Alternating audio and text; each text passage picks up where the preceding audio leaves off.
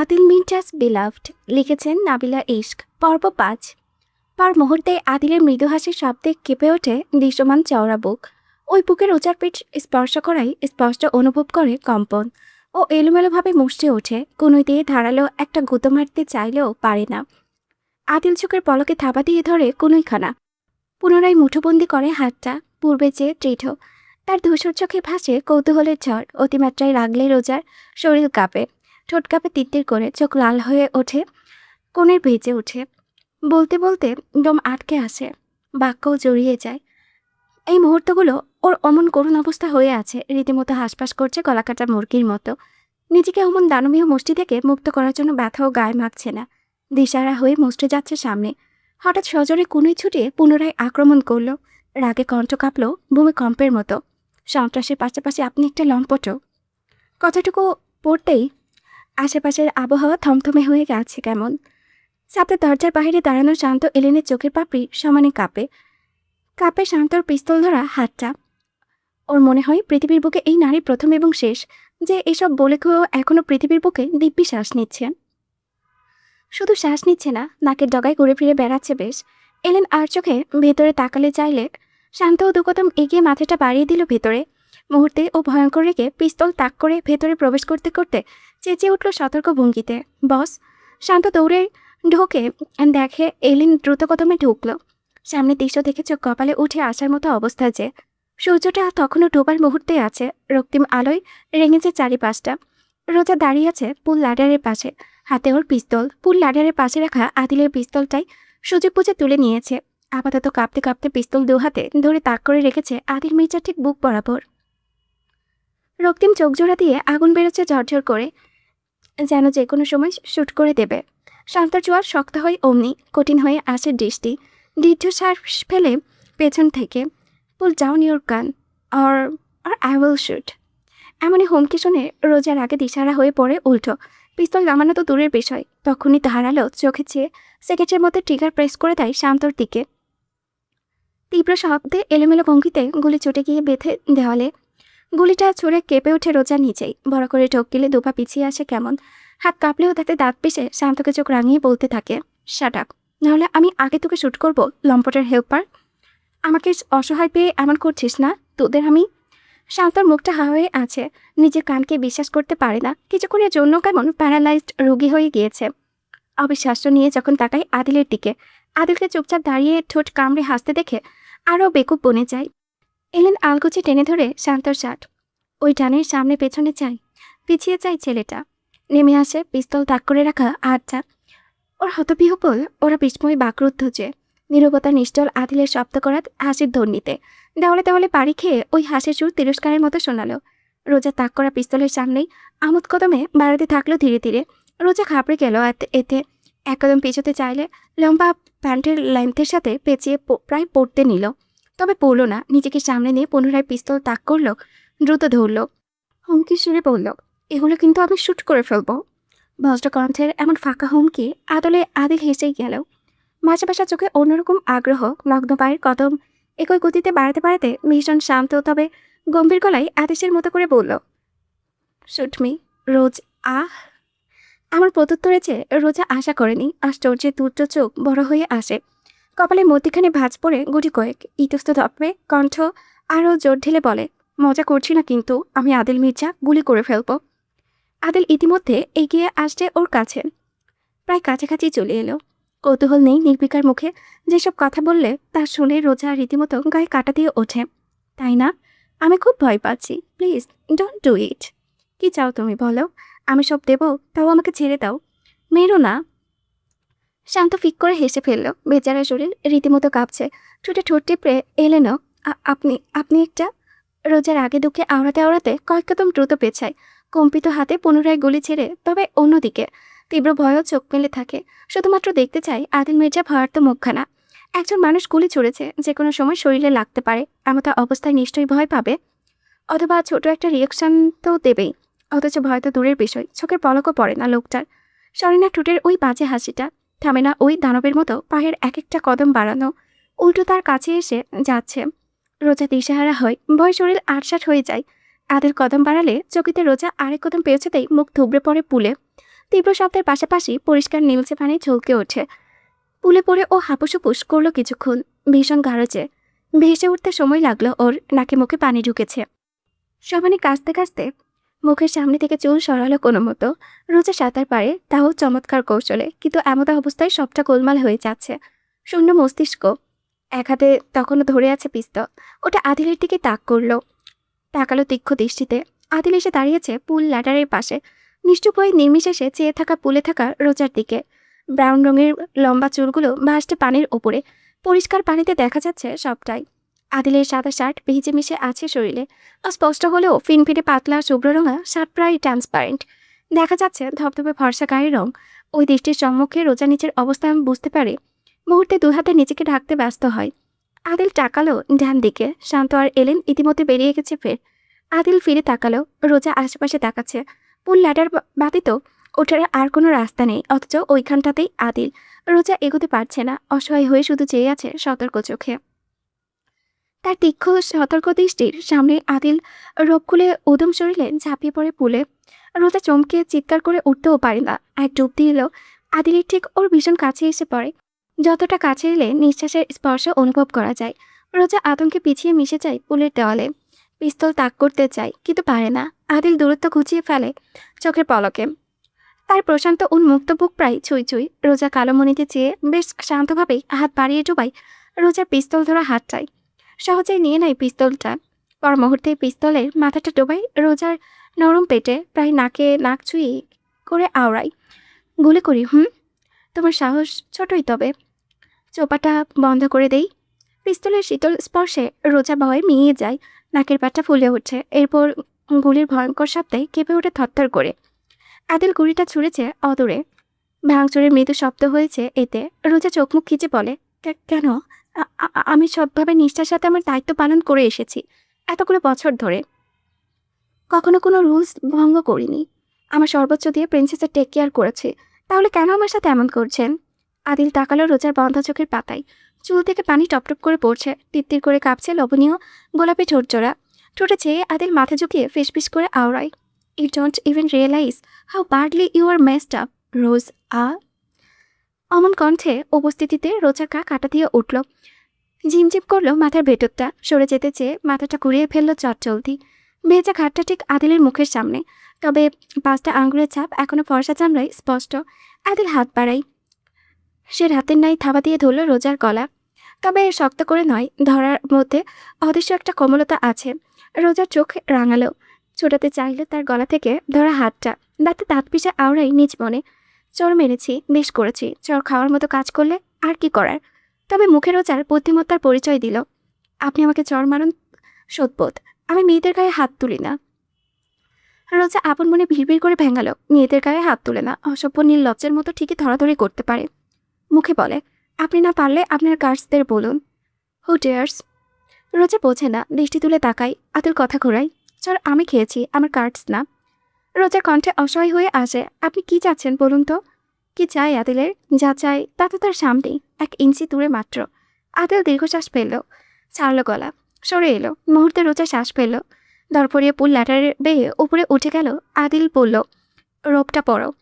রোজা নিজের পরিস্থিতি বুঝতে পারে, সাদা পড়েছে সে, সবটাই চিত্র প্রায়। তাই কথাটা বাড়িয়ে রূপটা দ্রুত গায়ে জড়িয়ে নেন আষ্টেপৃষ্টে। আদিল আওয়াজ তোলে, শান্ত। শান্ত ভেতরে আসে, বলে, জি বস, পৌঁছে দে। শান্ত পূর্বের নাই ভীষণ কোমল স্বরে হাতের ইশারা করে বলে, প্লিজ ম্যাডাম। রোজা ভীষণ ক্লান্ত, চোখ রাঙানো ছাড়া কিছু বলার শক্তিই নেই ওর। আর কোনো কিছু পরোয়া করতে ইচ্ছে করছে না। সে শুধু বাসায় পৌঁছাতে চায়, বাবা মাকে দেখতে চায়। তাই আর একটা শব্দও না। শান্তর সাথে সোজা নেমে আসে, আগোছালে কোথাও আর তাকাই না। সেভাবেই উঠে বসে গাড়িতে। গাড়িটা চলতে শুরু করলো বলে হাঁপ ছেড়ে বাঁচে, প্রাণখোলা শ্বাস নাই। আজিজুল সাহেব, নিপা বেগম কেউই যে আর বসে থাকতে পারছে না। চিন্তায় চিন্তায় আজ সারাটা দিন কাটিয়েছে। বারবার অসহায় চোখে শুধু দরজার দিকে চেয়েছিলেন দুজন। রাজুও যে দরজা খুলে বাহিরটা দেখছে সেই এই আশায়। এই বুঝি ওর আপু বাড়ি ফিরল, কিন্তু না, সূর্য ডুবে রাত নেমেছে। রোজার এখনো ফেরার নামগন্ধ নেই। গতকালের পরে যে ওর সাথে কারোরই কথা হয়নি। আজিজুল সাহেব অস্থির হয়ে বললেন, বাড়ির সামনে যাই তবে? ঢুকতে না পারলেও খোঁজ তো নিতে পারবো। নিপা বেগম সামান্য দ্বিধা করছেন, কারণ সকালের ছেলেগুলো ভীষণ সুন্দরভাবে তাদের বুঝিয়ে দিয়ে গিয়েছে। আশ্বস্ত করেছে রোজা রাতে ফিরে আসবে, যেমনটা রোজ আসে। রোজা প্রায়শই ফিরত 10টা-11টা বাজত। এখন ঘড়ির কাঁটা 7টা 6 নিচে। তাই তিনি অপেক্ষা করতে চাইছেন 9টা-10টা পর্যন্ত। স্ত্রী না বলা কথা আজিজুল সাহেবও বুঝলেন, কিন্তু তিনি মানতে নারাজ। মেয়েটার জন্য ছটপট করছে। বাজে চিন্তাভাবনারা মাত্রা প্রতি সেকেন্ডে বেড়ে যাচ্ছে। যখন দুজন অস্থির, ওই সময়ে কলিং বেল বেজে উঠল। ছুটে গেলেন নিপা বেগম, পিছু ছুটল রাজুও। সোফার হাতল ধরে উঠে দাঁড়িয়েছেন আজিজুল সাহেবও। দরজা খুলতে রোজাকে দেখে ভদ্রমহিলা স্বস্তির শ্বাস ফেলে নিতেও পারলেন না মেয়ের অবস্থা দেখে। রোজা দ্রুত ভেতরে ঢুকে দরজা লাগিয়ে জড়িয়ে ধরল নিপা বেগমকে। প্রাণ ভরে শ্বাস নিতে থাকলো। কি হয়েছে রে, এমন লাগছে কেন তোকে? আজিজুল সাহেব আটকে ওঠেন। ভেজা কেন তুমি মা, কি পড়েছ ওটা? রোজা নিজেকে সামলে নেয়। মোটেও বাবা মাকে চিন্তায় ফেলা যাবে না। এসব জানতে পারলে দিশাহারা হয়ে পড়বেন। ভীষণ সেন্সিটিভ, ভীতু মানুষ তারা। তাদের পেরেশানিতে ফেলতে চায় না রোজা। অগত্যা ইচ্ছে না হলেও হাসল। প্রাণোচ্ছল ভঙ্গিতে বেশ অভিনব করে সত্য বলতে মিলিয়ে বলল, আমার শাড়িটা নষ্ট হয়ে যায়। আর ও বাড়ি তো মহিলা মানুষ নেই, কাপড় চোপড় মহিলাদের কোথায় পাবো? তাই বাদ দিয়ে এটা একটা পরেছিলাম। ফেরার আগে সাদে গিয়েছিলাম একটা কাজে, আমি তো জানতাম না ওইখানে সুইমিং পুল আছে। খেয়াল না করাই পড়ে যায়, তাই দ্রুত ফিরে এসেছি। বিশ্বাস করেন আজিজুল সাহেব, নিপা বেগম দুজন সরল মানুষ। মেয়ে যা বলবে তাদের জন্য তাই সই। উল্টো এসবে মাথা না ঘামিয়ে দ্রুত মেয়েকে রুমে পাঠালেন গোসল করতে। রোজা রুমে এসে প্রথমে গোসলে ঢোকে। গোসল সেরে বেরোতেই অনেকটা হালকা অনুভব হয়। বুকের ভেতরে ভার ভাবটা কমে আসছে। দম বন্ধ অনুভূতিটা আর হচ্ছে না। নিপা বেগম তখনই এলেন প্লেটে ভাত তরকারি সাজিয়ে। পাশে বসে যখন প্রথম নলা তুললেন মেয়ের মুখে, রোজা আজ বাধ্য মেয়ের মতো সব খেয়ে নিল চুপচাপ। খাওয়াতে খাওয়াতে নিপা বেগম বললেন, গতকাল রাতের কথা।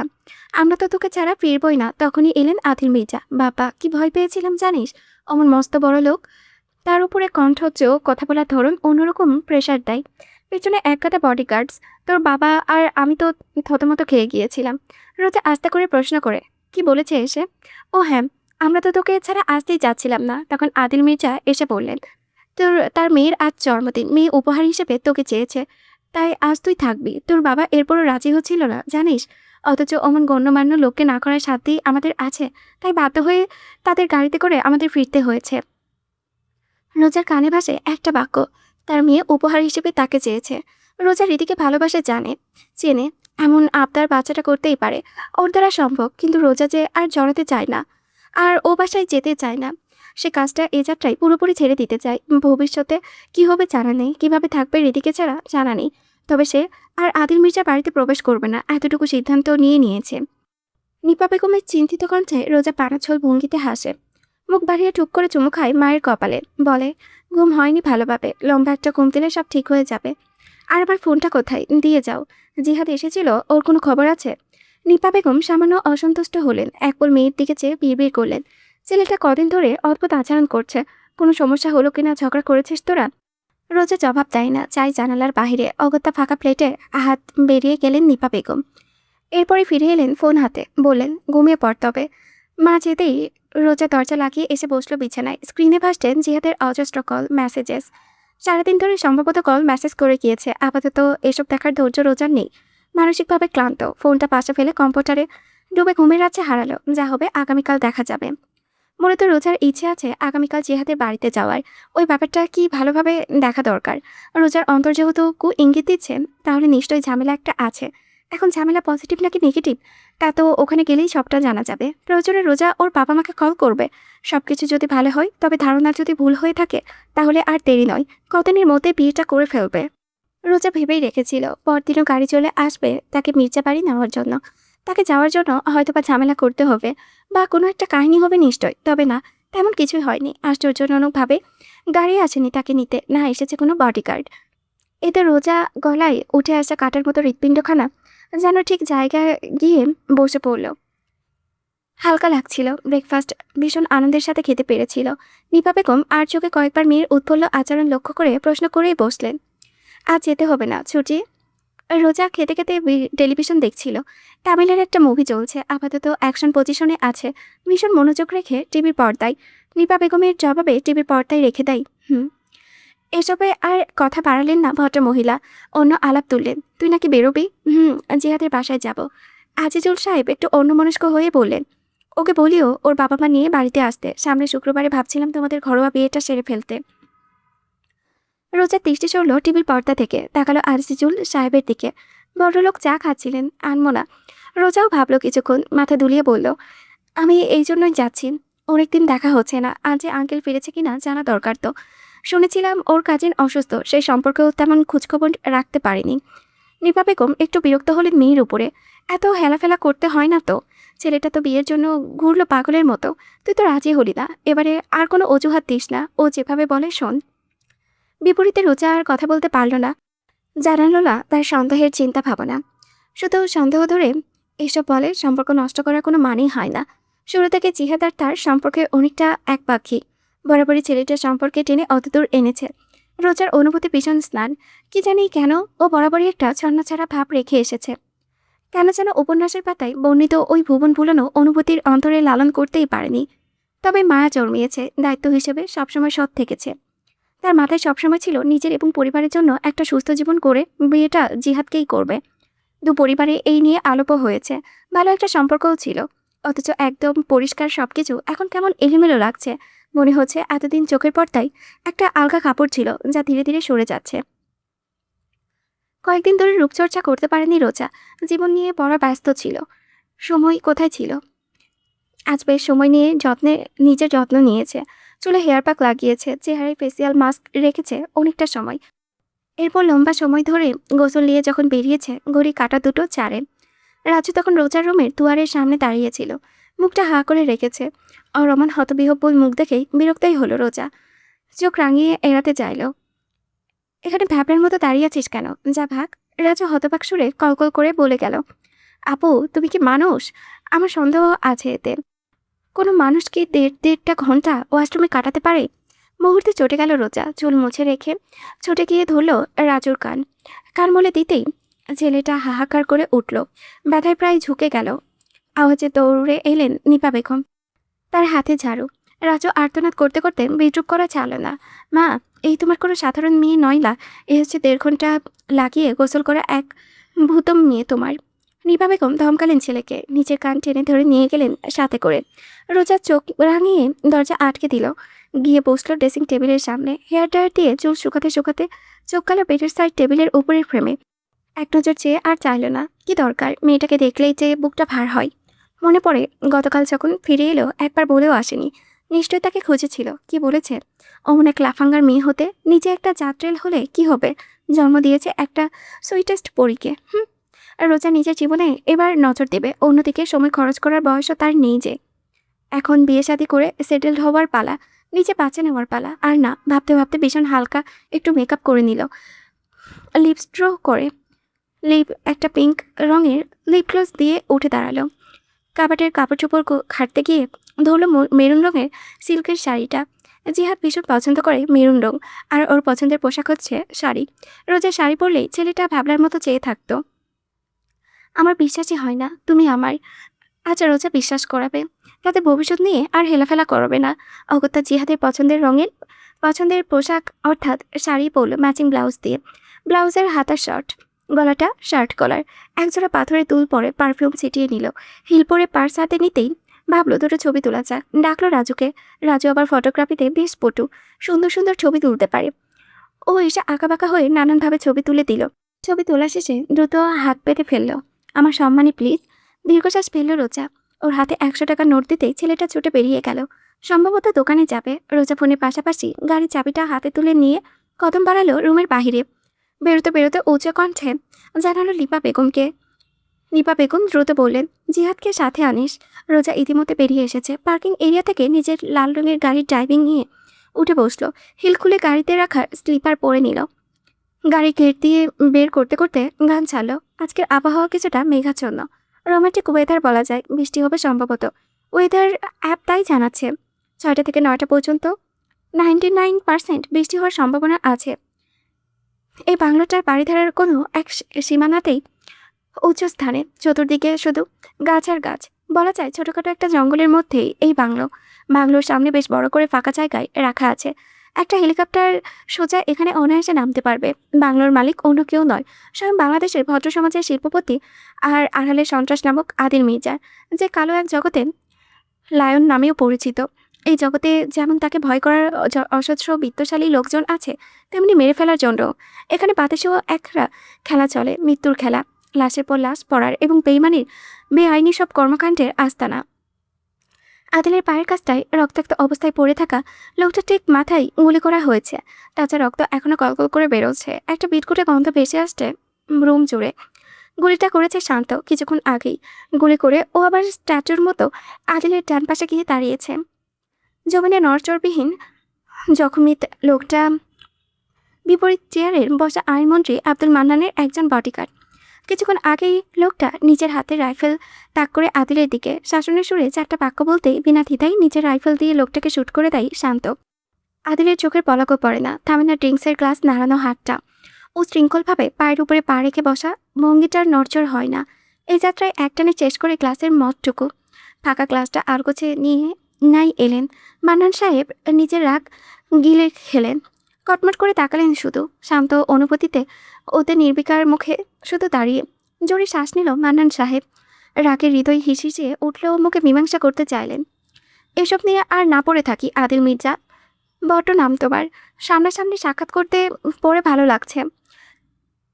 যে বিষয় নিয়ে আসা সেই সম্পর্কের কথা আগাতে চাই। পুরো ব্যাপারটা কন্ট্রোল করার দায়িত্ব আমার। তুমি শুধু তোমার লোকজন দিয়ে ট্রাঙ্কগুলো সই চালাপথ দেশে বর্ডার ক্রস করাবে। যা চাইছো আমি তাতে রাজি। আদিল হাত বাড়ালো, ইশারা বুঝে চটপট একটা সিগারেট ধরিয়ে দিল শান্ত। সিগারেট ঠোঁটে চেপে মৃদুস্বরে হাসলো আদিল। হাসতে এক পলক তাকায় মান্নান সাহেবের দিকে। দুষ্ট একরকমের ইঙ্গিত দিয়ে বলেই বসে, নাইস, ভালো উন্নতি হয়েছে মন্ত্রীমশাই, আই লাইক ইট। মান্নান সাহেবের পিত্তি জ্বলে ওঠে, মন চাইল একটানে আদিলের হাস্যোজ্জ্বল মুখটা টেনে ছিঁড়ে ফেলতে, কিন্তু আপাতত সেই শক্তি তার নেই। পজিশন নড়বড়ে, কোটি কোটি টাকার ঝামেলা চলছে, মাথা নত করতেই হবে। তাই মুখে শুধু কুলুপ এঁটে থাকলেন, লাইটার জ্বালিয়ে ধরে শান্ত। ঠোঁটে সিগারেট রেখেই মাথাটা বাড়িয়ে সিগারেটের মাথা ধরায় আদিল। সিগারেট আঙ্গুলের ফাঁকে চেপে টান দেয়, বলে, বেশ রিক্স। আমার ছেলেদের জানের ঝুঁকি, ওদের কিছু খরচপাতি দিলে ভালো হয়। কি বলিস তোরা? স্বপন, ক্লান্ত, রাতিন, জাকির সহ রনি সহ সবগুলো হৈ হৈ করে ওঠে, খুশি ভীষণ। আদিল ডান ভ্রু তুলতুলে তাকালো।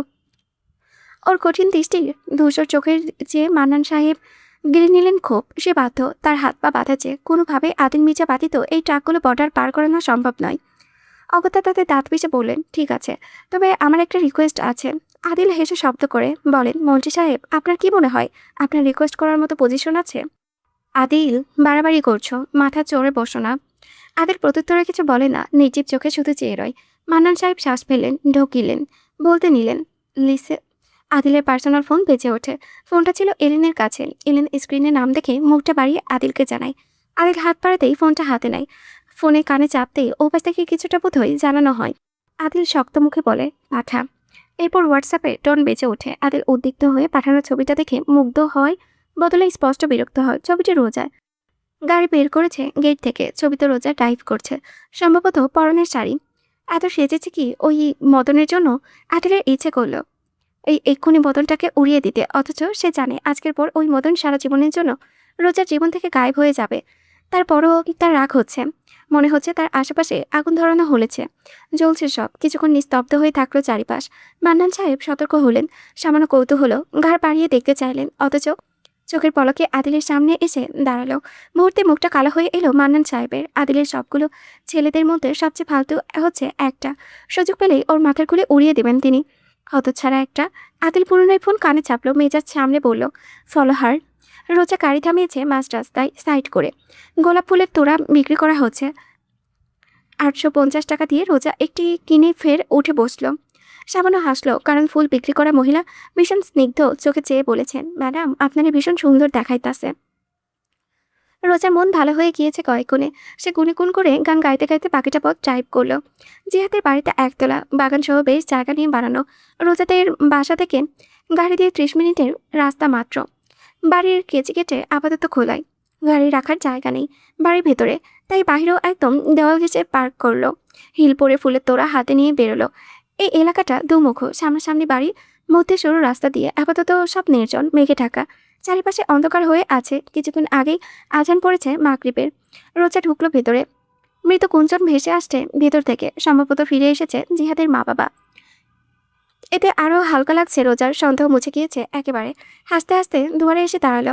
দরজাটা ঠেলতেই খুলে গেল। ভেতরে দেখে চমকে গেল দৃষ্টি। ড্রয়িং রুমে সবাই বসে আছে, সব স্বাভাবিক, শুধু একজন বাদে। ইতিমধ্যে কিং কর্তব্য বিমূঢ় হয়ে দাঁড়িয়ে পড়েছে ভেতরে এতক্ষণ ধরে আলাপ করা বাকিরাও। জিহাদ লাফিয়ে দাঁড়িয়ে আছে একরকম, ভয়ে শুকিয়ে গিয়েছে মুখখানা। তো তুমি? রোজা আশ্চর্য। ভেতরে ঢুকতে ঢুকতে হতবিহ্বল চোখে তাকালো মেয়েটির দিকে। চোখে মুখে আতঙ্ক নিয়ে জিহাদের পাশে দাঁড়িয়ে আছে রিদিমা। আশ্চর্যের বিষয় হচ্ছে মেয়েটার পেট গর্ভবতী মহিলাদের মতো বড়, প্রায় 7-8 মাস হবে সম্ভবত। বড়দের সালাম করার কথা ভুলে গেল রোজা। বেকুবের মতো শুধু প্রশ্ন করলো, ওর বিয়ে কবে হলো? আমি জানি না কেন। কাজল বেগম জোরপূর্বক হাসলেন। ছুটে এসে ধরলেন রোজার ফাঁকা সুন্দর হাতটা, ভেতরে নিয়ে নিতে বললেন, সব বলছি, তুমি আগে বসো মা। জিহাদ দ্রুত এগিয়ে এসে ছুটিয়ে নিল মায়ের হাত থেকে রোজার হাত। কথা ঘুরিয়ে ফিরিয়ে একরকম ওকে টানতে চেয়ে বলল, আসো, বেরোবো, আজ ছুটি ছিল। রোজা এক ঝটকায় নিজের হাত ছুটিয়ে নেয়। তাকায় রীতিমার দিকে। মেয়েটা অশ্রুসিক্ত চোখে চেয়ে আছে জিহাদের দিকে। মনে হচ্ছে ওর মাথায় আকাশ ভেঙে পড়েছে। রোজার ভেতরটা ভয়ে তুমড়ে মুচড়ে যায়, গলা শুকিয়ে আসে। হাত থেকে পড়ে যায় ফুলের তোড়াটা। জিহাদ এক ঝটকায় তুলে নেয় ফুলের তোড়া। যত্ন করে বুকে পিষে অন্য হাতে টেনে ধরে রোজার হাত, আকুতি করে, কোনো সময় আমার একটা কথা তুই শুনিস না, আজ শোন প্লিজ, বেরিয়ে আয় আমার সাথে। রোজা ফিরে তাকালো না। দেখল জিহাদের আতঙ্কিত মুখখানা। ছেলেটা রক্তচক্ষু নিয়ে ক্রমান্বয়ে মা বাবাকে ইশারা করছে। জয়নাল সাহেব কাশলেন সামান্য, আদেশ করলেন, জিহাদের মা রিদিমাকে নিয়ে রুমে চলো। জিহাদ, রোজা কথা বলুক একটু। রোজা চিৎকার করে ওঠে। 19-20 আর ভাবে না, সোজা জানতে চাই। স্টপ, কোথাও যাবে না এই মেয়ে। ওর পেটে বাচ্চা কার? মুহূর্তে আটকে ওঠে জিহাদ। চমকায় কাজল বেগম ছেলের দিকে তাকিয়ে ভয়ে ছিটিয়ে গেলেন। জিহাদ প্রায় পাগল হয়ে যাওয়ার মতো অবস্থা। ছেলের জীবন নিয়ে কোনো রিস্ক নিতে রাজি নন তিনি। দ্রুত বলেন, কার হবে মা? ওর স্বামীর। লুকিয়ে গ্রামে বিয়ে দিয়েছিল। শেষ করতে পারেননি রিদিমা বসে পড়ে ফ্লোরে। ও ডুকরে ওঠে, কেন মিথ্যে বলছো তোমরা? আমার পেটের বাচ্চা কার? নিজেদের রক্ত তোমরা এভাবে অস্বীকার করবে? পেছনে শব্দে চোখ বুজে ফেলল জিহাদ। চোখের কোণে জল জমে, হাত কাঁপে, বড় করে শ্বাস টেনে নেয়। রোজা তখন দিশাহারা, প্রায় কম্পিত কণ্ঠে প্রশ্ন করে, জিহাদের?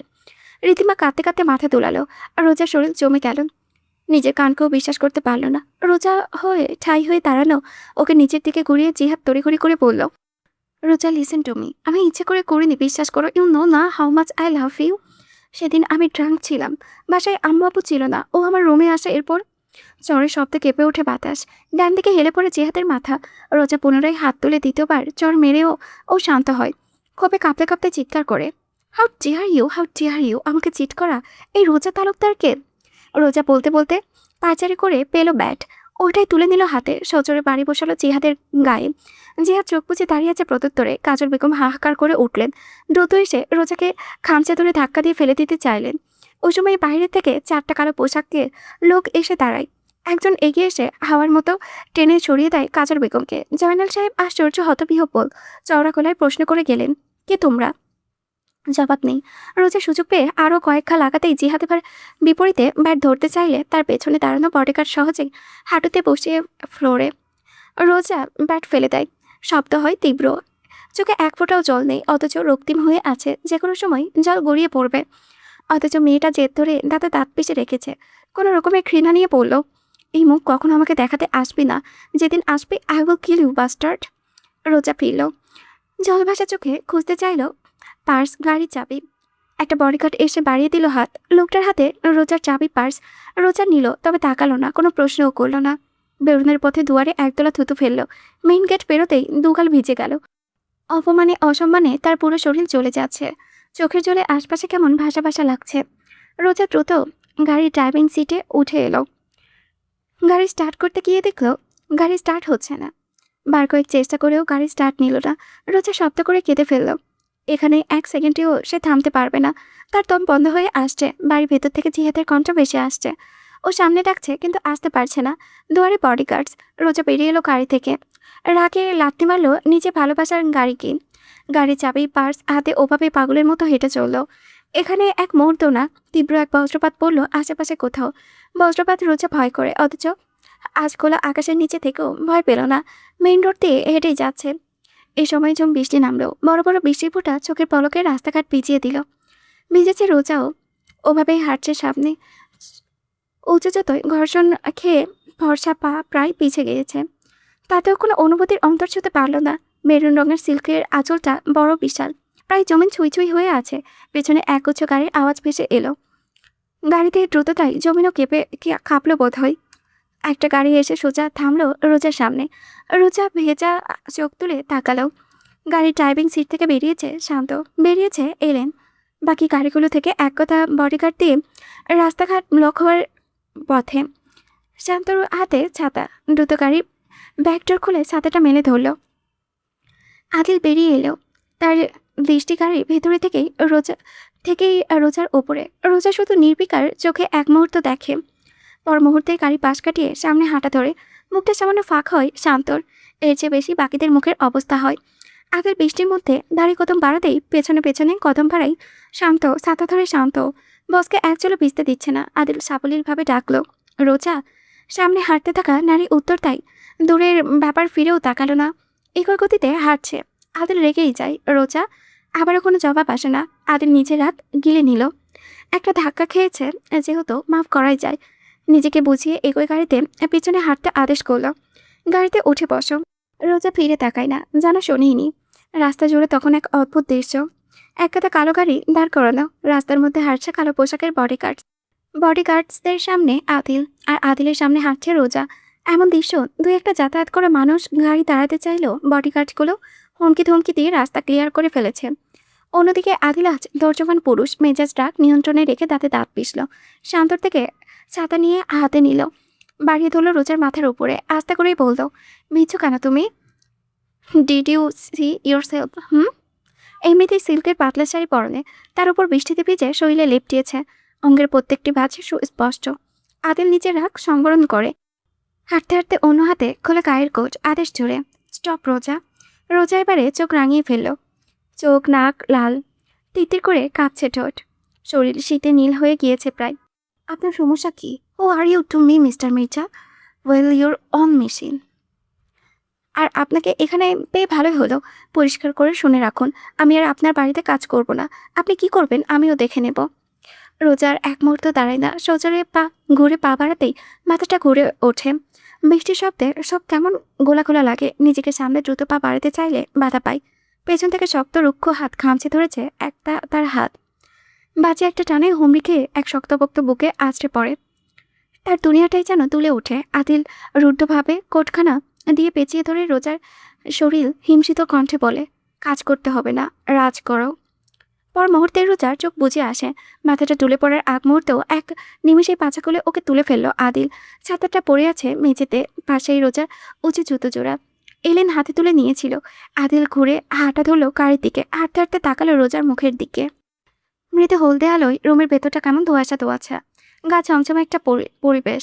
গ্লাস ওয়ালের পাশে রিক্লাইনার চেয়ারে মাথা এলিয়ে রাখা রিনা সওদাগর, চোখজোড়া বন্ধ। শরীরে স্লিপলেস ফিনফিনে পাতলা মসৃণ কাপড়ের নাইটি, উচ্চতা হাঁটু সমান। হাতে উইনস্টন এক্সেল নামক ইন্টারন্যাশনাল সিগারেট। পায়ের উপরে রাখা পা দুটো দৃশ্যমান। ফর্সা পা দুটোতে একটা লোম মাত্র নেই, চকচক করছে। পাশেই টি টেবিল, তার উপরে ওয়াইনের বোতল।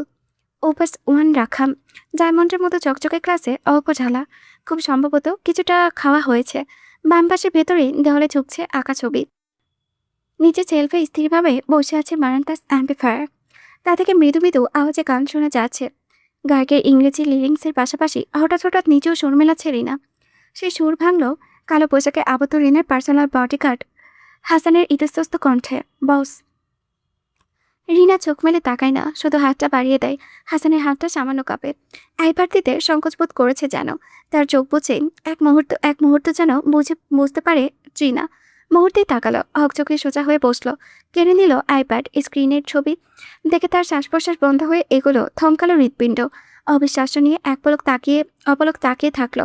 প্রতিক্রিয়া থেকে হাসান ঢোক দিল, তবুও নিজের ভীতি সরিয়ে স্বাভাবিকভাবে আজকের অনুসরণের আপডেট দেওয়ার চেষ্টা করে গেল। রিনা যেন ওসব শুনল না। কম্পিত হাতটা নাড়িয়ে কোনো রকমে দাঁত কিরমির করে বিড়বিড়িয়ে প্রশ্ন করতে থাকলো, হয়েছি who is this beach? Hasan বাজেভাবে ঘাবড়ায়। গায়ের প্রথম অবধি দাঁড়িয়ে পড়ে ওর, তবুও জবাব দিতে সামান্য দেরি করে না। প্রিন্সেসের নানি, নাম রোজা। ওর কথা শেষ হতেই পারে না। রিনার হাতের কাছ থেকে ওয়াইনের গ্লাস ছুঁড়ে মারল। তা সোজা এসে লাগলো হাসানের কপালে। চোখের পলকে কপাল ফেটে গড়গড় করে রক্ত বইতে থাকলো। গ্লাসটা মাটিতে পড়ে ভেঙে কয়েক টুকরোতে রূপান্তরিত হয়ে গেল। হাসান আর্তনাদটুকু করে না রক্তে ভিজে যাওয়া চোখ মোছার চেষ্টাটুকু। ঠোঁটে ঠোঁট চেপে শুধু তীব্র ব্যথাটুকু সহ্য করে নেয়। রিনা চিৎকার করে ছুঁড়ে মারে হাতের আইপ্যাড, ভেঙে গড়িয়ে যায় ওটা। সামনে প্রশ্ন করে, what the hell is this going on? আমিরার নানিকে ও করে নেবে কেন? কোন স্পর্ধায়? কি সম্পর্ক? Oh my god, I am going insane. বলতে বলতে রিনা অস্থিরভাবে পায়চারি করতে লাগলো।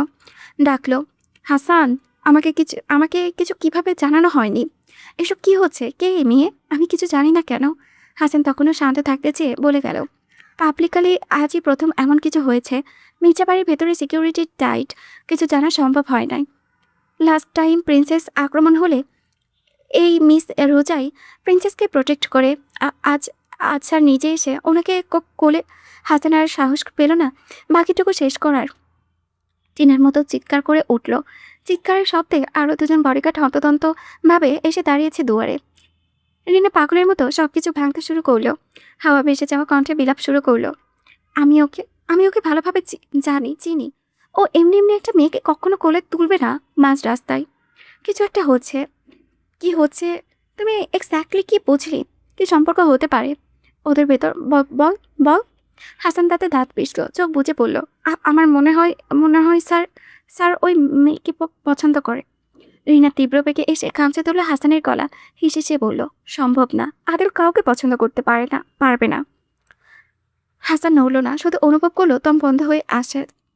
রিনা ওকে ছেড়ে দিল, নিজের ছোট্ট চুলগুলো খামচে ধরলো, বিড়বিড় করলো, Adil, you can't do this to me, you can't. আমি কখনো হতে দেব না, কখনো না। রিনা বড় বড় শ্বাস ফেলে নিজেকে শান্ত করতে চাইল। রক্তিম চোখে তখন তাকালো, মনে হলো চোখ দিয়ে আগুন বেরোচ্ছে। হিংসায় ওর পুরো অস্তিত্ব জ্বলে ছারকার হয়ে যাচ্ছে, কণ্ঠে হিংস্র হয়ে ওঠে। এই খানকিকে আজই আমি আমার সামনে চাই, আজই। ওকে নিয়ে আয়। বাকিটা হিংস্র সিংহের মতো গর্জে বলে, যত দ্রুত সম্ভব ওই খানকিকে আমি আমার সামনে চাই। বুঝেছিস? হাসান সহ বাকিরা তাৎক্ষণিক দৃঢ়ভাবে বলে ওঠে, ইয়েস বস। হাসান বেরিয়ে এলো চলতে। হাঁটতে হাঁটতে অভ্যস্ত ভঙ্গিতে পকেট থেকে রুমাল বের করে কপালে চেপে ধরল। রক্ত পড়া বন্ধ করতে আর কোনো ব্যবস্থা গ্রহণ করলো না, বরঞ্চ বডিগার্ডসদের নির্দেশনা দিতে থাকলো ব্যস্ত গলায়। নিজের সাথে 6 জন নিয়ে তখনই ওভাবে এই রাতারাতিতে বেরিয়ে গেল উত্তরার এই বিলাসবহুল পেন্ট হাউস থেকে। এই পেন্ট হাউসে রিনার ব্যক্তিগত সম্পত্তি, ব্যক্তিগত আরামের স্থান। এখানটা ভীষণ সুরক্ষার ওপরে থাকে। রিনা এবং তার পার্সোনাল বডিগার্ড ব্যতীত কেউ প্রবেশ করতে পারে না। স্বয়ং তার বাবা আলমগীর সওদাগরও না। বরাবরই আলমগীর সওদাগর কঠিন নজরে রাখতে চায় তার ওপরে, খাটাতে চায় বাহাদুরি। যেভাবে সারাটা জীবন চালিয়ে এসেছে, নাচিয়ে এসেছে পুতুলের মতো।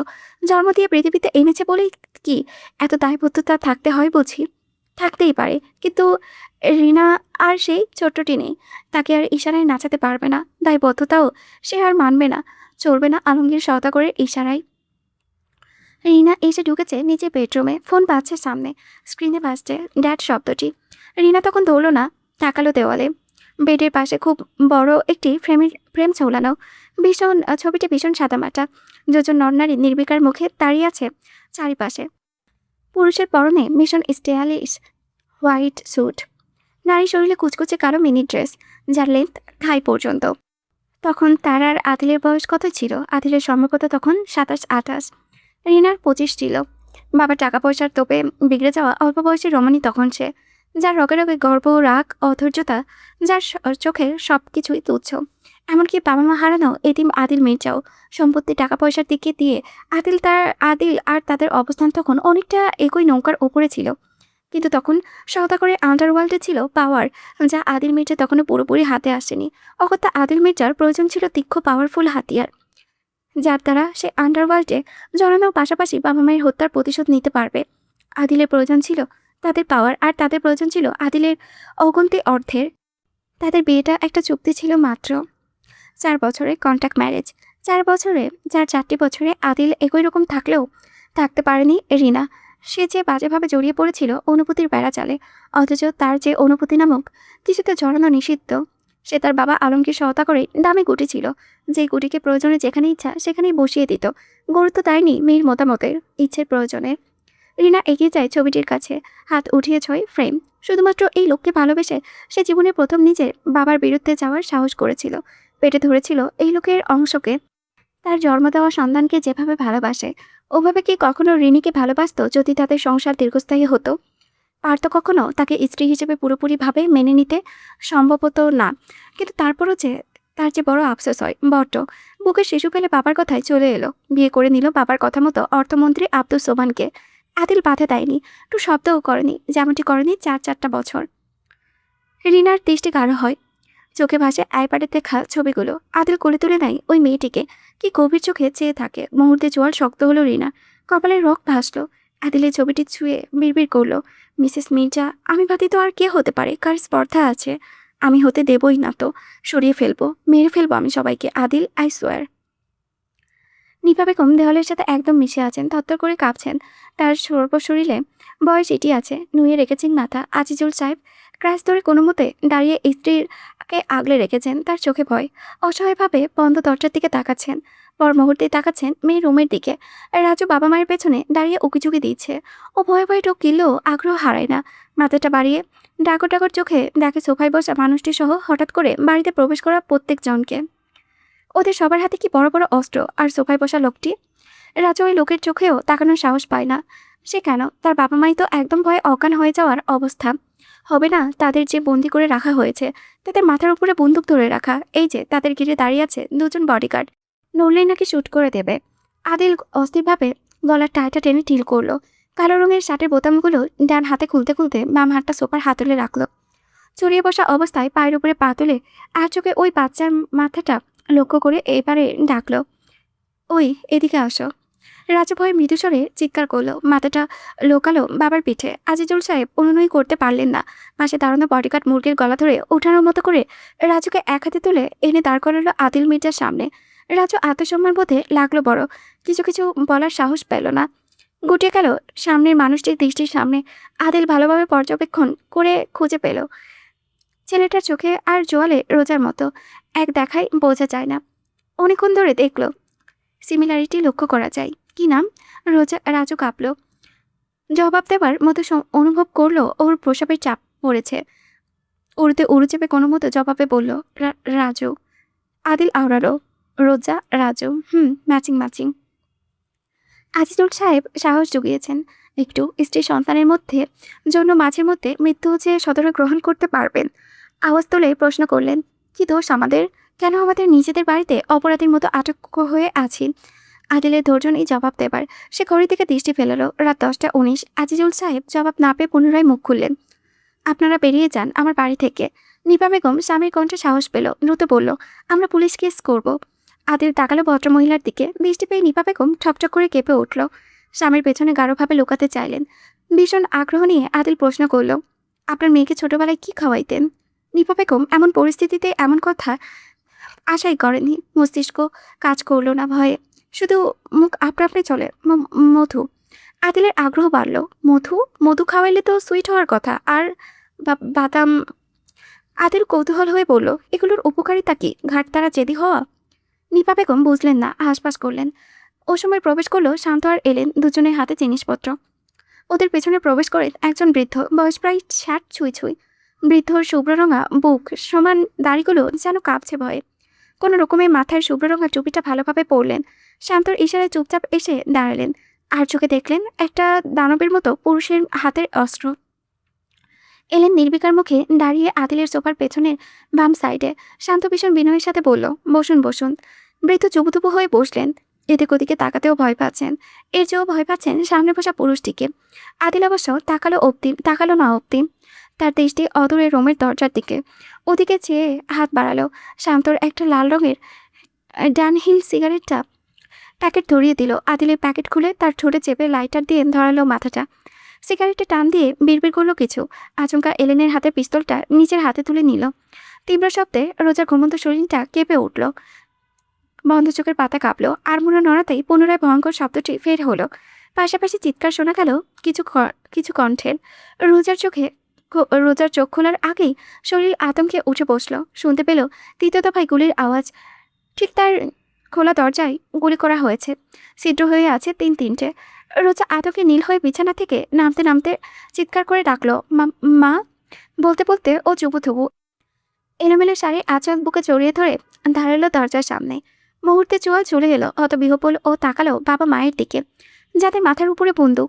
নিপা বেগম আর্তনাদ করেন, ইতিমধ্যে বুঝেছেন এত সব এই মেয়ের জন্যই হচ্ছে। তিনি বলতে চাইলেন পালিয়ে যা, অথচ নেহাত তা বলে বোকামি বই কিছুই না। কোথায় পালাবে আর কিভাবেই বা পালাবে, কেনই বা পালাবে জানেন না তিনি, কিন্তু কিছু একটা হবে বুঝতে পারছেন। রোজা ভাবনার আগেই দৌড়ায়, এক ঝটকায় বাবা মায়ের সামনে থেকে সরিয়ে দেয় গার্ড দুটোকে।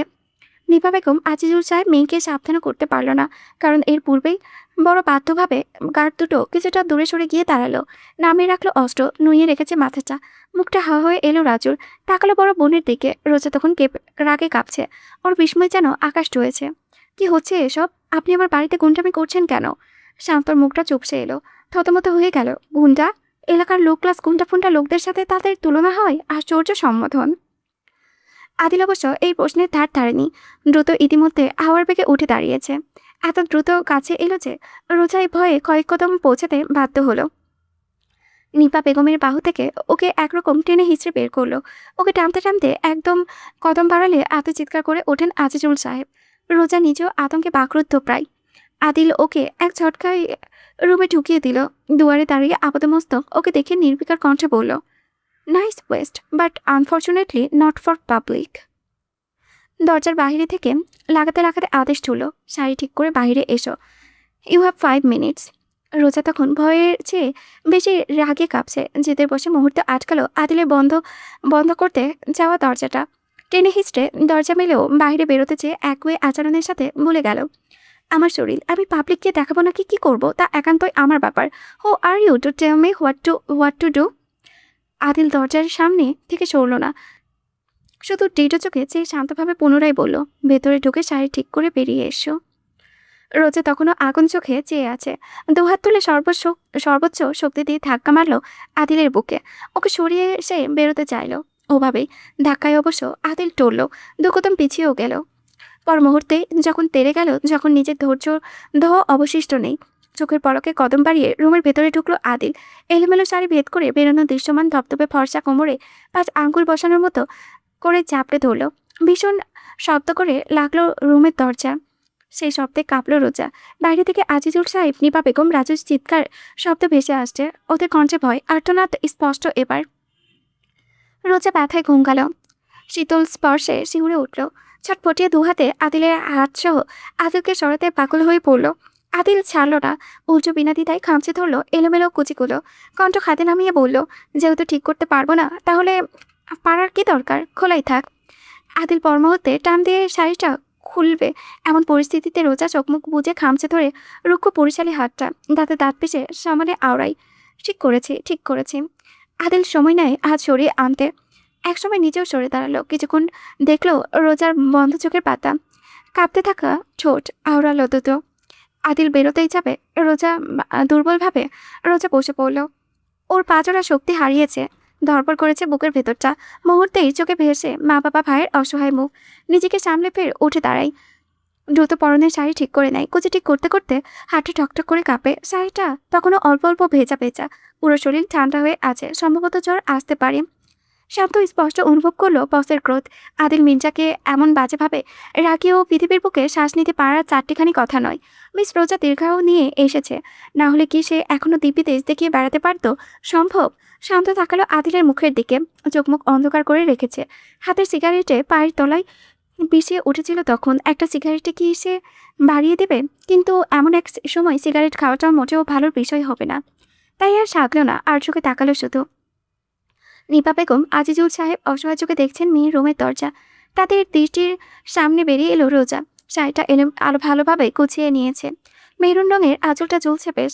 রোজা এসে এবার আর বাবা মায়ের দিকে গেল না, সোজা তাকালো সোফায় বসা আদিলের দিকে, থমথমে গলায় প্রশ্ন করলো, আপনি কি চাচ্ছেন? আদিলও প্রশ্নের উত্তর করে না, নির্বিকার ভঙ্গিতে শুধু বলে, এসো বসো। কথার ধরন শুনেই রোজার রাগটা মাথাচাড়া উঠল প্রায়।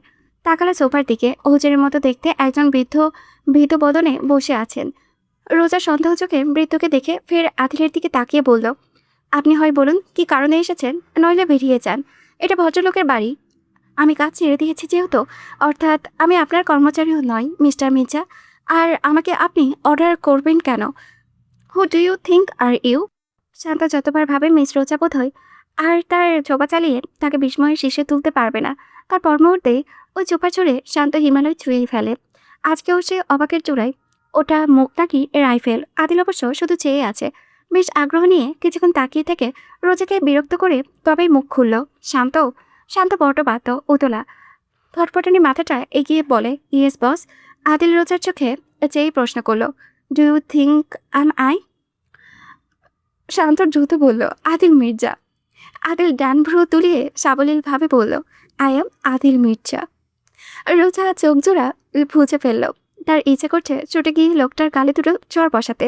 সেদিন কেন একটা মেরেছিল সে? পরপর 2-3টে বসিয়ে দেওয়া উচিত ছিল। অসভ্য ইতর গোন্ডা কোথাকার। রোজা কয়েক কদম এগিয়ে এসে সোজা বৃদ্ধকে দেখিয়ে প্রশ্ন করল, আপনার আমার বাড়িতে কি কাজ? আর উনি কে? শান্ত ভীষণ শান্ত গলায় নিজের বসের হয়ে জবাবে বলল, কাজী। রোজা ভেতরটা মুচড়ে ওঠে, আতঙ্কে বলে ওঠে, ওনার আসার কারণ? আদিল জবাব দেয় না। ডাইনা শান্ত পিনপতন নিরাপত্তা ভাঙল। রোজা দ্রুত দরজার দিকে যাওয়ার কদমের শব্দে সবাইকে চমকেও বডিগার্ডসদের সরিয়ে দরজা খুলে ধরল।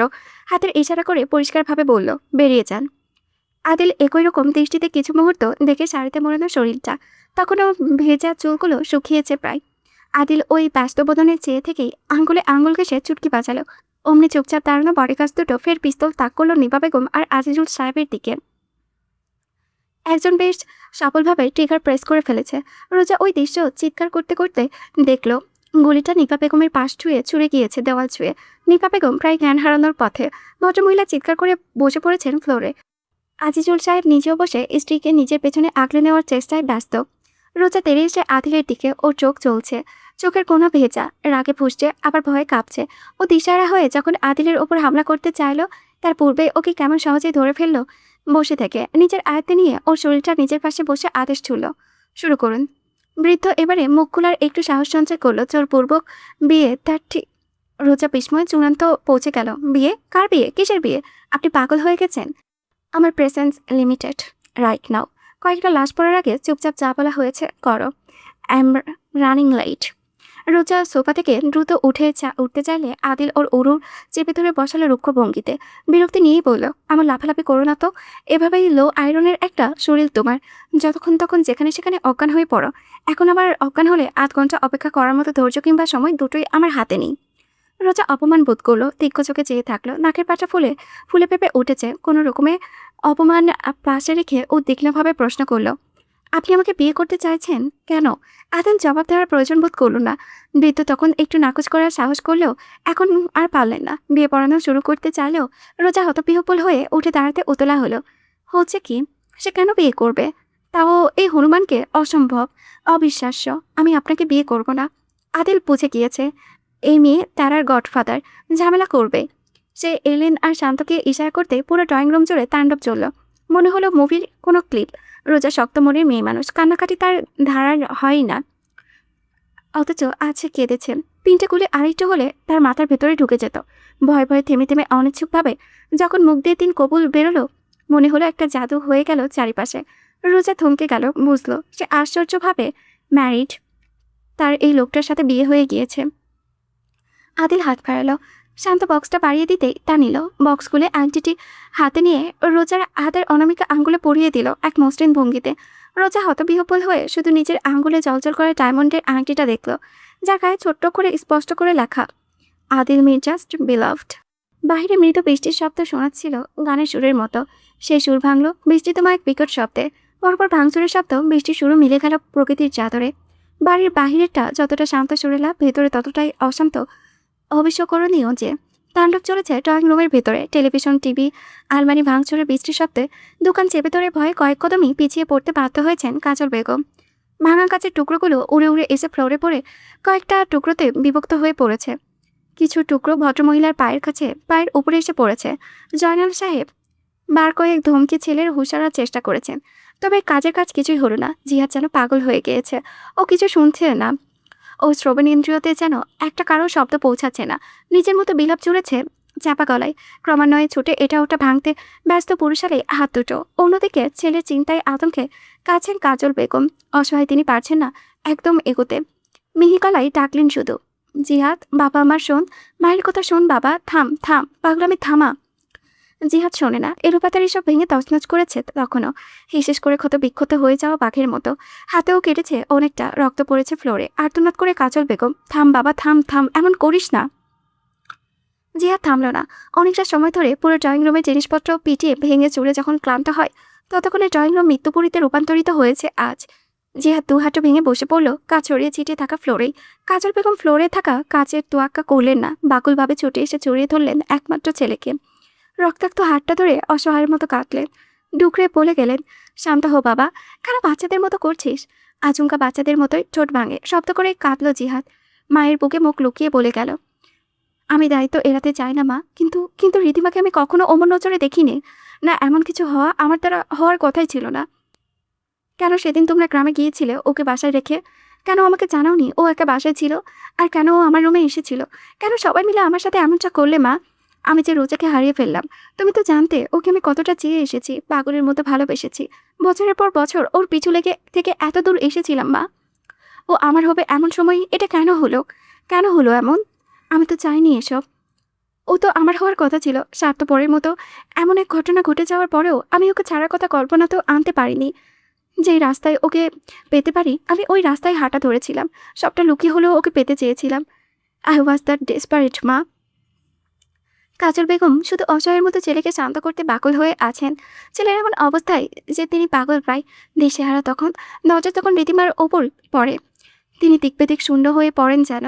চোখের পলকে উঠে এসে খামচে ধরেন মেয়েটার চুল, সজোরে গালে চড় মেরে বসেন বিলাপ চড়ে পাগলের মতো।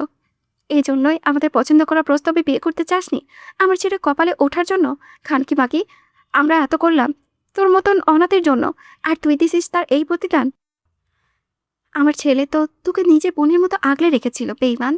রীতিমা কোনো রকমে নিজেকে বাঁচাতে পিছুছে দুর্বল গলায় বলে গেল, আমি ইচ্ছে করে করিনি, তুমি অন্তত বিশ্বাস করো। বিশ্বাস? আর তোকে? কাজল বেগম পুনরায় হাত তুললেন। জ্বরের প্রভাবে কয়েক কদম পেছাতে বাধ্য হলো মেয়েটা। কোনো রকমে দেওয়াল ধরে নিজেকে সামলানো। কাজল বেগম তখন ওর আগে ফুসছেন। তেড়ে গিয়ে ধরলেন মেয়েটার চুলের মুঠি। মারার জন্য হাত তোলেন ফের, অথচ হাত ছুঁতে পারে না উদ্দেশ্যপূর্ণ গাল। তার হাতটা কেউ শক্ত করে চেপে ধরেছে। এতে হতবাক হলেন কাজল বেগম। চমকে যখন চাইলেন, দেখলেন রীতিমা কেমন কঠিন দৃঢ় চোখে চেয়ে আছে। শক্তপোক্ত এক মুঠিতে ধরে রেখেছে নিজের হাত, যেন মুষ্টি ভেঙে ফেলবে। অনবরত কেঁপে ওঠে কাজল বেগমের ঠোঁট। এত বড় স্পর্ধা তোর! রীতিমার জবাবে ধরে রাখা হাতটা ছুঁড়ে ছেড়ে দিল।